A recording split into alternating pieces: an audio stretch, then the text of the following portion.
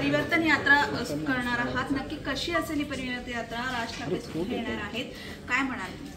नाही, एक 25 तारखेपासून ह्या नवी मुंबईमध्ये आणि विशेषतः पहिल्या टप्प्यात बेलापूर विधानसभेमध्ये महाराष्ट्र नवनिर्माण सेना नवी मुंबईकडून एक परिवर्तन यात्रा 25 सप्टेंबर ते 2 ऑक्टोबरपर्यंत गांधी जयंतीपर्यंत आम्ही घेणार आहोत। शिक्षण असेल, आरोग्य असेल, रोजगार असेल, लोकांच्या घराचा प्रश्न असेल, प्रकल्पग्रस्तांची गरजेपोटी घरं निर्मित करण्याचा विषय असेल, नाहीतर नेरूळ, ऐरोली आणि कोपरखैरणे इथे LIGची घरं ही सुद्धा निर्मित करावी, असे विविध विषय घेऊन ही यात्रा असणार आहे। सन्माननीय अमित साहेब ठाकरे यांच्या माध्यमातून ह्या यात्रेची सुरुवात व्हावी आणि शेवट 2 तारखेला सन्माननीय राजसाहेबांची सभा किंवा मेळावा आम्ही घेण्याचा प्रयत्न करतो, तशी राजसाहेबांना विनंती केली आहे आणि सन्माननीय राजसाहेब निश्चितपणे या यात्रेच्या समारोपाला येतील असा विश्वास महाराष्ट्र नवनिर्माण सेना म्हणून आम्हाला निश्चित आहे।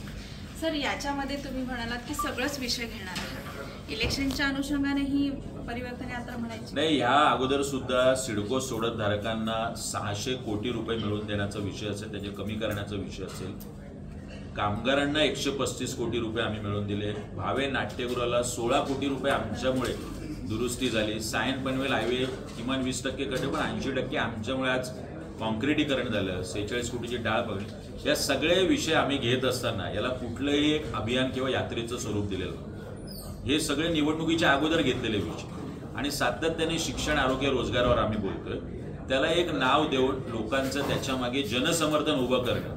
माझ्यासमोर आत्ता एक एक्सपायरी डेटचं औषध नवी मुंबई महानगरपालिकेच्या वाशी हॉस्पिटलमध्ये दिलं गेलं, एक्सपायरी झालेलं 2 वर्षाच्या बाळाला औषध देण्याचा प्रयत्न झाला, म्हणजे तो ऑगस्टला ॲडमिट झाला आणि जुलैला हे औषध दिलं गेलं। याचा गौप्यस्फोट मी आत्ताच केलेला आहे। जर ही आरोग्याची अवस्था असेल तर याला उत्तर एकच आहे आणि ते म्हणजे परिवर्तन यात्रा।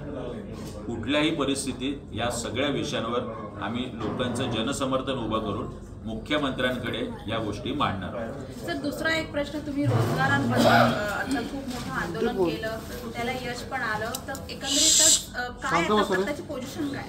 मला सांगायला निश्चितपणे नवी मुंबईकरांना आनंद वाटतोय की आम्ही 80% स्थानिकांना नोकऱ्यांमध्ये प्राधान्य द्या या नवी मुंबईच्या सगळ्या कंपन्या आस्थापनांमध्ये म्हणून गेल्या 4-5 महिन्यापासून आंदोलन सुरू केलंय। त्याला पहिलं यश आलंय की सगळ्या कंपन्यांना उद्योग विभागाने निर्देश दिलेत, पत्र पाठवले, रोजगार विभागाकडे 888 कंपन्यांचं रजिस्ट्रेशन झालंय।